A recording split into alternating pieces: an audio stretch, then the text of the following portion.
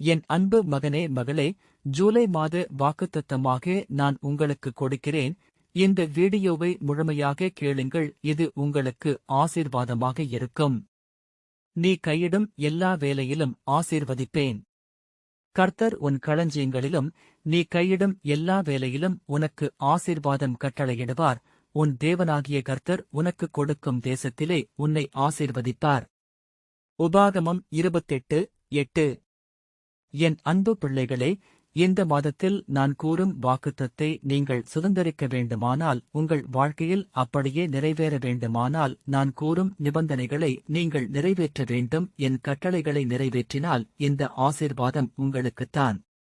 இதோ நான் கூறும் நிபந்தனை.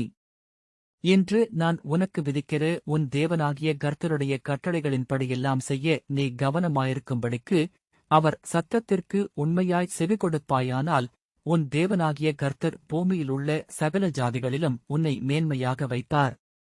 நீ உன் தேவனாகிய கர்த்தரின் சத்தத்துக்கு செவி கொடுக்கும்போது, இப்பொழுது சொல்லப்படும் ஆசீர்வாதங்களெல்லாம் உன்மேல் வந்து உனக்கு பலிக்கும்.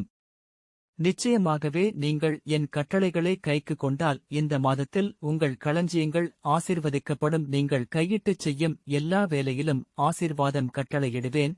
உங்கள் தொழிலில், வியாபாரத்தில், உங்களுடைய வேலையில், உங்களுடைய ஊழியத்தில் ஆசீர்வாதத்தை கட்டளையிடுவேன். நான் கொடுக்கும் தேசத்தில் இந்த மாதம் முழுவதும் உங்களை ஆசீர்வதிப்பேன். ஆகவே நான் கூறும் கட்டளைகளை கைக்கொண்டு நீங்கள் நடக்க வேண்டும். நான் உன் கூடவே இருக்கிறேன்.